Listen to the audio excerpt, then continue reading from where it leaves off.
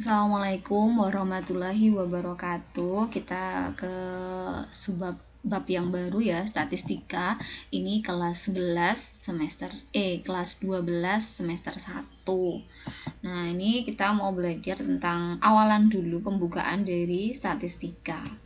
Jadi statistik sama statistika itu perbedaannya apa? Kurang lebih seperti itu. Nah, ini ada kompetensi dasarnya dulu. Kamu diharapkan nanti bisa mengidentifikasi pengertian statistik, statistika, sampel, dan populasi. Itu garis besarnya. Indikatornya statistik dan statistika itu perbedaan sesuai definisinya seperti apa. Kemudian populasi dan sampel dibedakan berdasarkan karakteristiknya. Jadi diusahakan kamu bisa nanti membedakan antara sampel dan populasi, statistik dan statistika.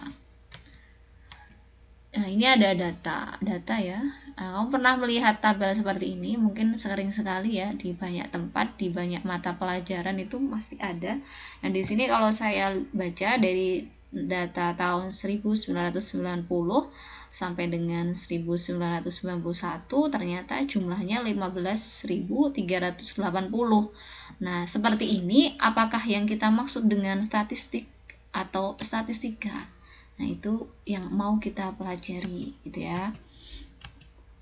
Jadi, statistik itu adalah kumpulan fakta yang berbentuk angka yang disusun dalam daftar atau tabel yang menggambarkan suatu persoalan. Jadi, statistik itu lebih ke penyajian data yang bisa berupa daftar atau tabel. Data itu adalah angka sendiri. Jadi penyajian angka ya yang disusun dalam tabel atau daftar. Nah, kegunaan statistik itu untuk menyatakan ukuran sebagai wakil dari kumpulan fakta untuk memperoleh sekumpulan informasi yang menjelaskan suatu masalah guna menarik kesimpulan yang benar. Nah, ini ilmu yang mempelajari tentang cara membuat statistik dinamakan statistika. Jadi kalau statistika itu ilmu yang mempelajari tentang cara membuat statistik. Nah, statistik tadi kumpulan fakta yang berbentuk angka yang disusun dalam bentuk daftar atau tabel. Jadi lebih ke statistik penyajian data, kalau statistika ilmu yang mempelajari statistik, mempelajari cara membuat, kan tadi penyajian data. Nah, untuk langkah-langkah dalam statistika, yang pertama, kamu harus punya data dulu, berarti ada pengumpulan data, kemudian ada pengolahan data yang kamu kumpulkan itu diolah, seperti itu. Hasil pengolahannya kamu analisis. Setelah kamu analisis, baru kamu bisa melakukan penarikan kesimpulan. Nah, dari penarikan kesimpulan itu, pada akhirnya kamu harus membuat kesimpulan. Yaitu untuk langkah-langkah dalam statistika. Nah, data. Jadi saya sudah menyinggung sebentar tentang data. Ngomong data. Data itu apa? Data itu adalah sejumlah informasi yang dapat memberikan gambaran tentang suatu keadaan atau masalah. Jadi itu informasi, gambaran suatu masalah atau keadaan.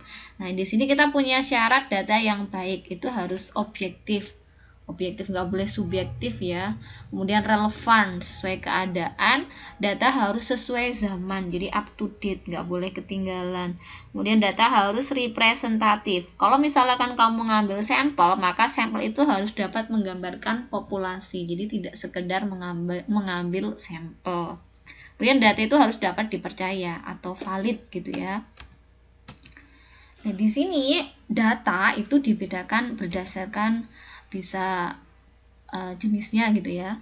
Nah, ini ada data tunggal sama data kelompok. Yang kita akan pelajari nanti di kelas 12 ini adalah data tunggal dan data kelompok. Cuma sebenarnya data itu ada data kualitatif sama data kuantitatif.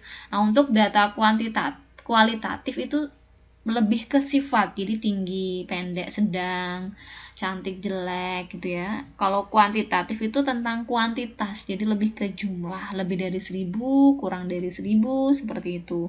Ada data primer dan data sekunder, ada pula data internal dan data eksternal. Cuma nanti kita lebih ke data tunggal dan data kelompok. Nah, untuk pembagiannya lagi sebenarnya data kuantitatif. Nah, ini tadi ada data kuali sama data kuanti. Itu kalau data kuantitatif itu ada dua.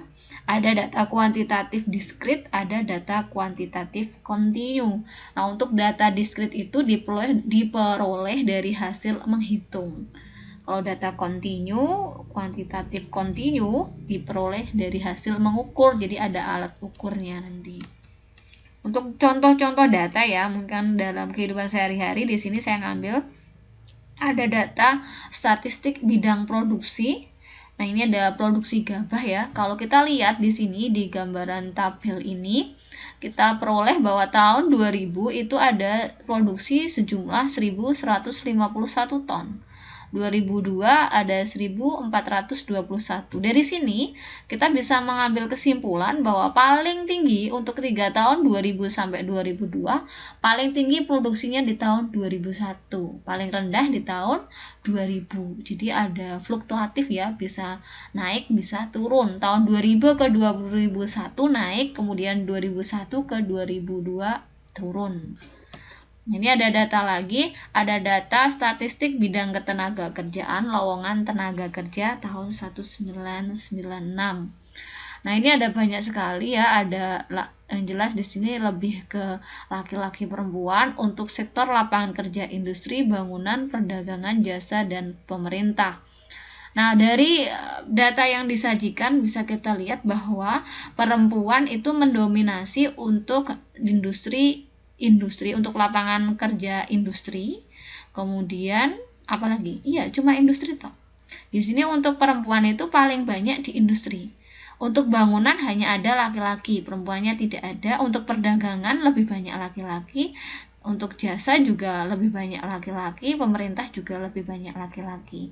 Jadi penyajian data itu akan mempermudah kita membaca masalah. Jadi membaca keadaan seperti itu. Nah, sekarang ke sampel sama populasi. Kalau sampel itu lebih sedikit ya dari populasi. Kalau kita gambarkan sebagai populasi seperti ini gambarannya, berarti sampel itu ada di dalam populasi. Nah, kita usahakan saat kita mengambil sampel itu sudah mewakili dari populasi. Gitu ya, itu gambaran dari populasi sama sampel.